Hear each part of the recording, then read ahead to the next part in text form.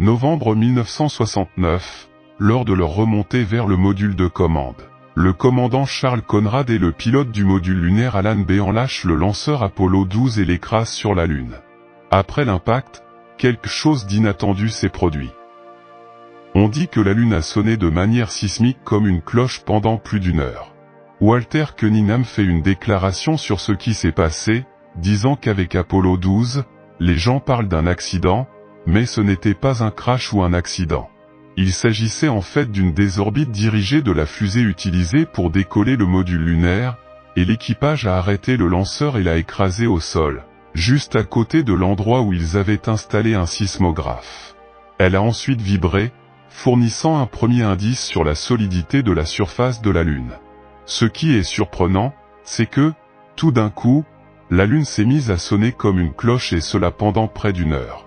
À cette époque, le chef de la NASA, Wernher von Braun, avait décidé que pour Apollo 13, ils allaient intentionnellement écraser une partie plus lourde de la fusée sur la surface de la Lune. Mais lorsqu'ils ont fait cela, la Lune a sonné comme un gong, cette fois pendant plus de 3 heures et à une profondeur de plus de 32 km. Cela n'était pas du tout prévu et déroute encore aujourd'hui de nombreux scientifiques. La conclusion est que la Lune doit être creuse, car elle est principalement constituée à la surface d'une roche appelée basalte, bien qu'il s'agisse d'une roche très légère. Il absorbe également très bien les chocs. Ainsi, si la Lune entière était constituée de ce type de roche, vous ne vous attendriez pas à une réverbération lorsqu'un impact important se produit. La raison pour laquelle cette nouvelle est minimisée est que l'idée selon laquelle la Lune est creuse contredit tout simplement tout ce que nous savons sur la physique. Dans son livre de 1966, La vie intelligente dans l'univers, le célèbre scientifique et astronome Carl Sagan a défini l'érudition moderne concernant la composition des corps célestes à travers le cosmos. Carl Sagan a suggéré qu'un satellite naturel ne peut pas être un objet creux, ce qui est très étrange car la Lune vibrerait si elle n'était pas un objet creux. Cela suggérerait que la Lune est artificielle et que des parties importantes de la Lune pourraient avoir été évidées. Si tel est le cas, cela n'a probablement pas été réalisé naturellement, mais plutôt artificiellement. Cela soulève la question importante de savoir qui ou quoi aurait eu la capacité, les compétences et la technologie pour le faire. Nous ne le pourrions certainement pas. Cela devrait simplement être l'œuvre d'extraterrestres et de personnes d'autres. Par une tournure des événements, la NASA a récemment révélé des preuves précédemment classifiées suggérant que les Soviétiques avaient réussi à atterrir sur Mars. Cette découverte soulève des questions intrigantes. Pourquoi l'Union soviétique a-t-elle initialement choisi de dissimuler ses missions? Combien de tentatives les Soviétiques ont-ils fait pour atteindre Mars? La guerre froide, définie par une intense rivalité idéologique et politique entre les États-Unis et l'Union soviétique, a généré des progrès technologiques qui ont propulsé l'humanité vers les étoiles. La course à l'espace, élément essentiel de cette époque, a fait preuve de compétition géopolitique et a conduit à une ère remarquable de progrès scientifique et technologique. Après avoir affronté des problèmes et des moments difficiles, l'Union soviétique semblait gagner dans la course à l'espace, tandis que les États-Unis connaissaient des déceptions, comme le lancement de Spoutnik et le vol de Youri Gagarin. Le chemin vers la Lune n'a pas seulement été une réussite, mais il y a aussi eu des défis, comme l'incendie d'Apollo 1. Malgré cela, l'Apollo 11 des États-Unis a réussi à atteindre la Lune, avec une retransmission en direct passionnante qui a captivé des millions de personnes. Pendant ce temps, des scientifiques soviétiques travaillaient secrètement sur un projet important, encore plus ambitieux que d'atteindre la Lune. Ils voulaient envoyer un humain sur Mars, un objectif qui, s'il était atteint, aurait constitué une étape majeure dans l'exploration spatiale, bien avant les projets actuels de personnes comme Elon Musk. Quels ont été les débuts de ces projets et pourquoi ont-ils mis des décennies à se faire connaître? Bref, personne ne veut admettre ses erreurs, surtout une superpuissance en pleine guerre froide. La concurrence féroce entre les États-Unis et l'Union soviétique s'est étendue à de nombreux domaines, et pas seulement à des conflits comme en Corée ou au Vietnam. Cela a conduit l'Union soviétique à cacher ses problèmes et ses échecs. En 1960, 9 ans avant Apollo 11, les scientifiques soviétiques envisageaient déjà Mars comme cible d'exploration, au-delà de la Lune. Ils ont lancé des missions dans les années 1960 pour explorer Mars, marquant une étape importante et ouvrant la voie à de futures expéditions.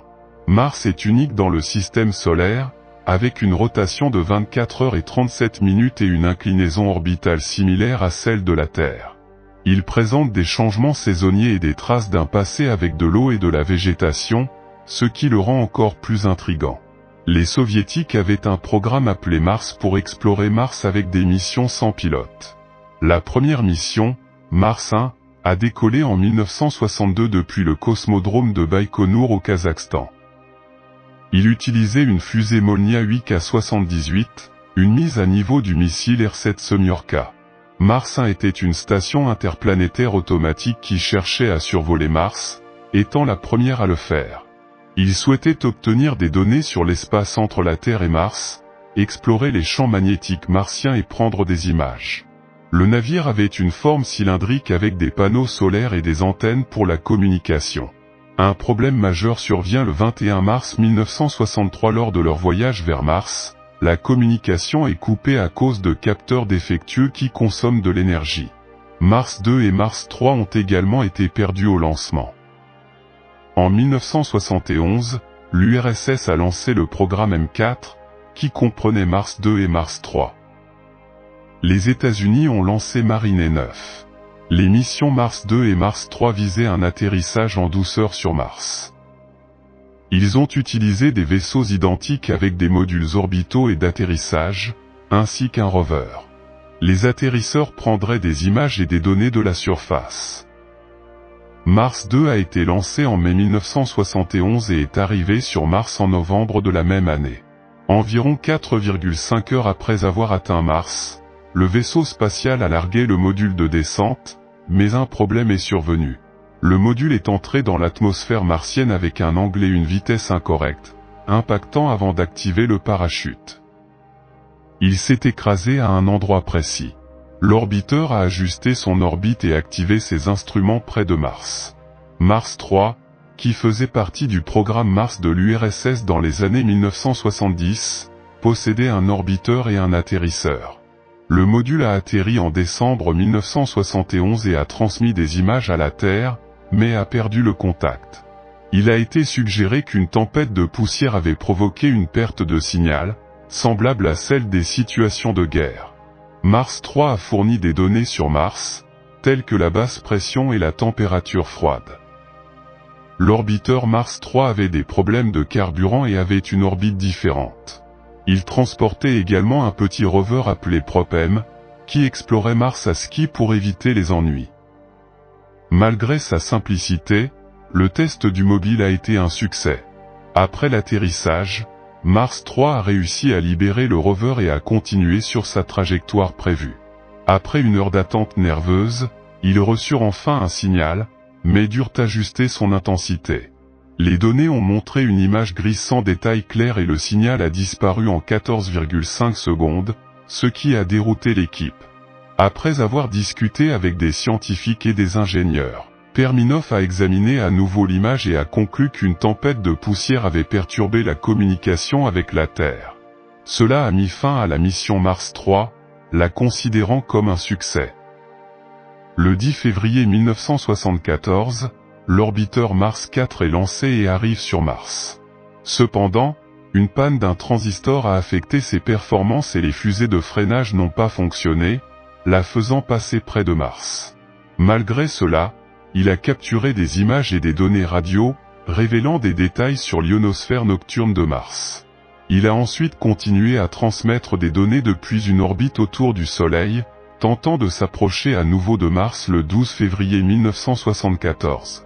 Mars 5, lancé en août 1973, a réussi à atteindre Mars et à entrer sur une orbite elliptique avec une inclinaison de 35,3 degrés. Leurs appareils photo pouvaient prendre 12 photos à chaque approche. Il a collecté des données sur 22 orbites avant de perdre la pressurisation de son émetteur. Mars 6, lancé en août 1973, atteint Mars en mars 1974, mais perd le contact lors de sa descente. Il a atterri sur Margaritiffe Terra, transmettant des données atmosphériques, même si beaucoup étaient illisibles en raison d'une défaillance de composants. Mars 7, lancé en août 1973, est arrivé sur Mars en mars 1974, mais a rencontré des problèmes avec ses systèmes et est passé près de la planète plus tôt que prévu. Comment les soviétiques ont-ils géré cette situation? Bien qu'ils aient caché les lancements comme secret d'État, davantage de missions spatiales étaient connues.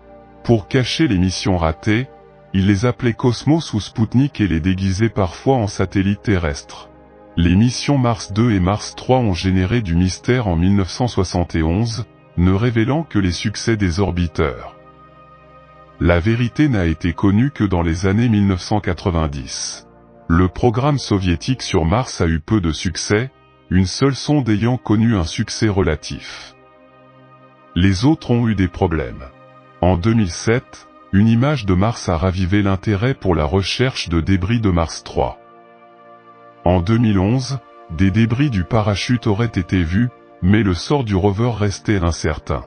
Bien que limitée, la mission Mars 3 a fourni des enseignements précieux pour l'exploration future, améliorant ainsi notre compréhension des défis liés à l'étude de Mars. Mars est une cible majeure de la NASA depuis des décennies, attirant les scientifiques pour son histoire géologique et la possibilité d'une vie extraterrestre. Les missions à venir sur Mars, telles que la mission Sample Return, marquent une étape importante dans l'exploration planétaire. Cette collaboration avec l'ESA prévoit d'apporter des échantillons de Mars sur Terre pour une analyse détaillée. Le Mars 2020 Perseverance Rover a ouvert la voie en collectant des échantillons à retourner. Un atterrisseur transportera un rover de l'ESA pour collecter les échantillons, lancés par une petite fusée martienne. Enfin, un orbité ramènera les échantillons dans le cadre d'un processus complexe mais passionnant. Une fois sur Terre, les échantillons seront mis à la disposition des scientifiques du monde entier dans des laboratoires avancés. Les analyses iront au-delà de ce que peuvent réaliser les rovers et les instruments sur Mars. Les données obtenues fourniront des informations précieuses sur l'histoire, la géologie et la possibilité d'une vie passée sur Mars. La mission Mars Sample Return est une étape transformatrice dans notre quête pour comprendre cette planète voisine. Malgré les échecs notables du programme soviétique sur Mars, leurs efforts ont jeté des bases solides pour l'exploration future. Les enseignements tirés ont conduit à des avancées technologiques et à une compréhension plus approfondie des voyages interplanétaires, renforçant ainsi notre vaisseau spatial et augmentant la confiance dans l'exploration de Mars.